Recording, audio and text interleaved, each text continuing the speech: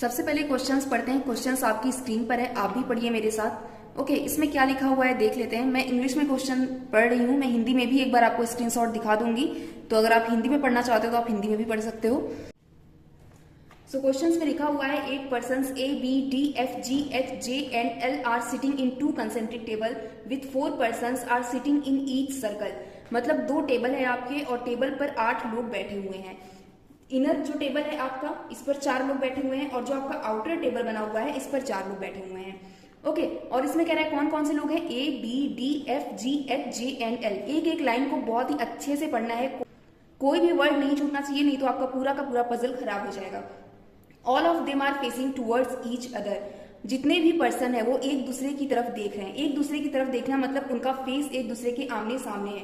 अगर एक यहाँ बैठे, एक यहाँ और एक यहाँ, इसी तरीके से यहाँ और यहाँ पर इस तरीके से 8 लोग बैठे हुए हैं। अगर वो एक दूसरे की तरफ देख रहे हैं तो उनका डायरेक्शन ऐसा होगा, राइट। एक दूसरे की तरफ देख रहे हैं तो उनका डायरेक्शन इस तरीके से होना चाहिए। ओके, तो ये इनका डायरेक्शन हो गया। अब हमें डायरेक्शन पता चल गया है कि उनका डायरेक्शन कैसे, तो पजल बनाना अब थोड़ा ईजी हो जाएगा। उसके आगे क्या दिया हुआ है देख लेते हैं। A, B, D and F are sitting around the inner circular table। A, B, D and F, तो इनर सर्कुलर टेबल पर आपका कौन बैठा हुआ है, A, B, D and F। Okay, और आउटर सर्कल पर कौन बैठा हुआ है, G, H, J and L। Question में साफ साफ लिखा हुआ है। जितने भी पॉइंट आपको दिख रहे हैं उसको आपको नोट करते हुए जाना है, एकदम क्लियरली नोट करते हुए जाना है, जिससे आपका पजल एक बार में ही बन जाएगा। तो इतना मैंने नोट कर लिया जितना दिया हुआ है। उसके आगे कह रहा है the ages of the person sitting on the tables are 10, 15, 18, 20, 26, 29, 30 and 33।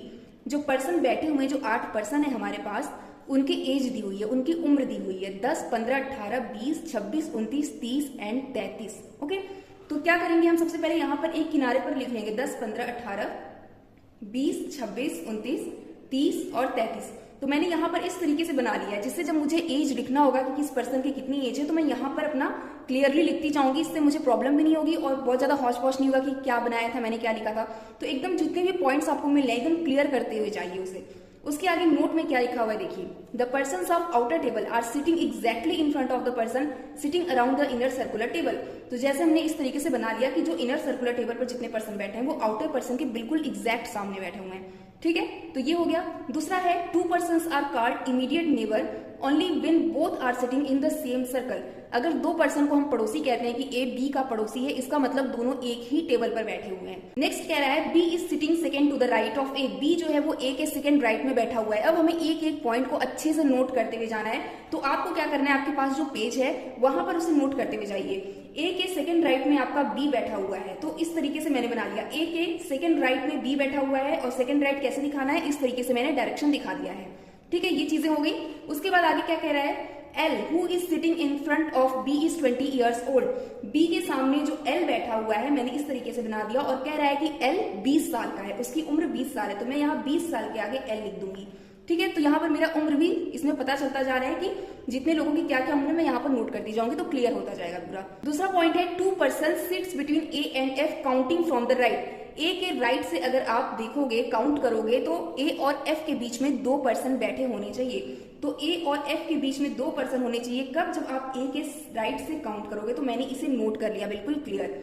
Next कह रहा है A is not an immediate neighbour of B. A आपका इमीडिएट नेबर नहीं है बी का।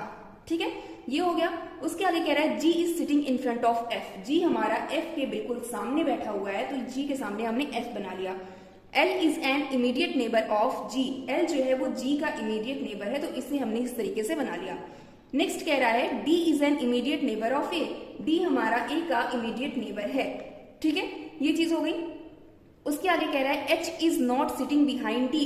H जो है वो D के बिहाइंड नहीं बैठा हुआ है, तो मैंने इसको इस तरीके से नोट कर लिया। आगे क्या कह रहा है, the person sits to the immediate left of L is 10 years older than him. अब इसको अभी हम छोड़ देते हैं इस लाइन को, क्योंकि यहाँ पर एज की बात होने लगी है। कुछ पॉइंट्स हमें पता चले हैं, यहाँ पर भी कुछ पॉइंट्स पता चले थे कि इनर में और आउटर में कौन बैठा है, और यहाँ पर कुछ पॉइंट्स हमें पता चले। अब इसको लेकर हम एक बार पजल में रखते हैं, जिससे कुछ चीजें हमारी क्लियर होती जाएं।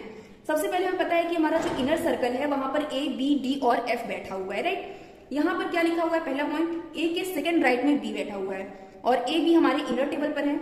अगर हम A को यहाँ बनाते हैं तो A का सेकंड राइट हमारा B यहाँ पर आ जाएगा। ठीक है, ये पॉइंट हमारा क्लियर हो गया। इसको कट कर देते हैं, क्यों, क्योंकि ये पॉइंट हमने बना लिया है। उसके बाद दूसरा पॉइंट था बी के बिल्कुल सामने आपका कौन बैठा है, एल बैठा है, तो बी हमारा यहाँ पर है, बी के बिल्कुल सामने एल बैठेगा तो एल यहाँ पर आ जाएगा। ये पॉइंट बन गया, इसको कट कर देते हैं। ये कह रहा था यहाँ पर ए और एफ के बीच में 2 पर्सन बैठे हैं, बट कब, जब ए के दाएं ओर से गिना जाता है तब। ए के दाएं ओर से गिनते हैं 1 2, यहाँ पर एफ आ जाएगा, ठीक है।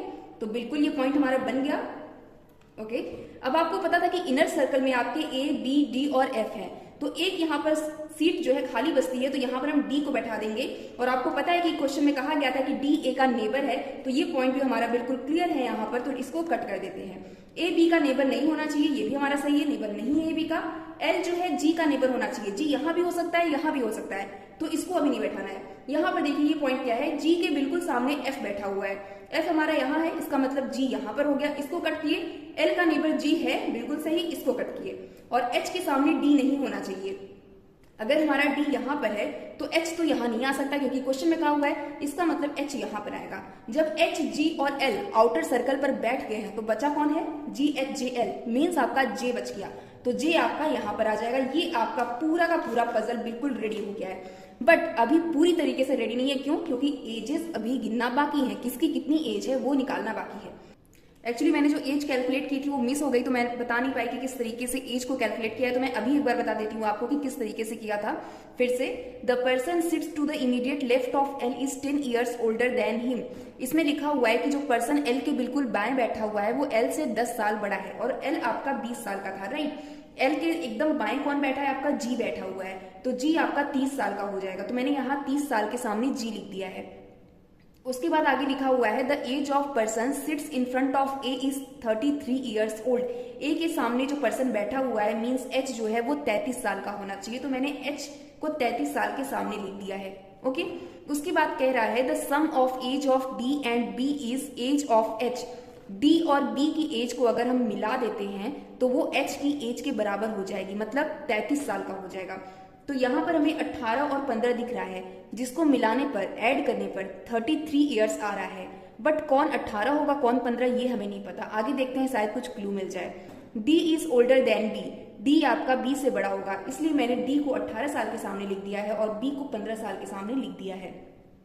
उसके बाद कह रहा है the difference between age of A and F is 3 years and F is older than ए।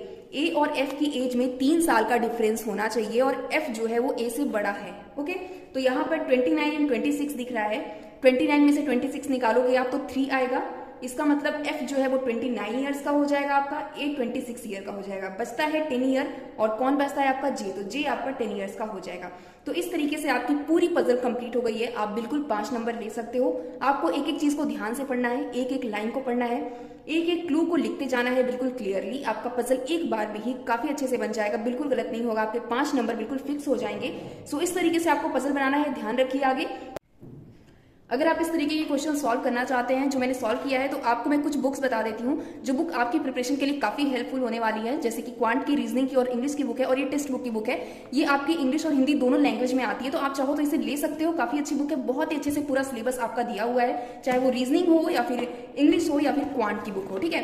तो इस तरीके से आपको बुक मिल जाएगी। मैं इन सभी का लिंक आपको डिस्क्रिप्शन बॉक्स में दे दूंगी। बुक काफी अच्छी, आपको पता है यहाँ से आप बहुत सारे क्वेश्चन लगा सकते हो। जैसे मैं आपको रीजनिंग का ही दिखा देती हूँ, इतने सारे आपको पजल मिल जाएंगे यहाँ पर कि आप लगाते लगाते थक जाओगे, बट क्वेश्चंस नहीं खत्म होने वाले हैं, और काफी अच्छे लेवल के। लेवल अगर अच्छा होता है प्लस एनालिसिस अच्छी होती है, आपको मेथड समझ में आता है, तो आपका लेवल इंक्रीज हो जाता है।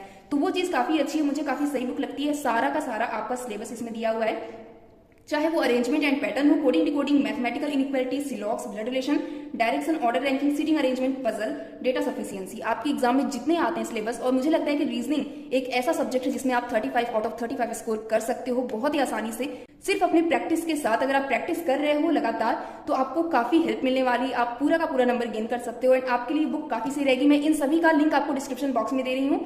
काफी अच्छा है, लेवल 1, लेवल 2, लेवल 3 करके दिया है, आपका 0 लेवल से आपका हाई लेवल तक जाएगा। एंड यस, आई होप आपको वीडियो अच्छा लगा हो। वीडियो अच्छा लगा हो तो प्लीज लाइक कर देना, शेयर एंड सब्सक्राइब कर देना। आगे और भी अच्छी अच्छी वीडियोस आपके आने वाली हैं। मिलते हैं नेक्स्ट वीडियो में एक अच्छे इन्फॉर्मेशन के साथ। तब तक अपना ख्याल रखिए, खुश रहिए, बेस्ट ऑफ लक।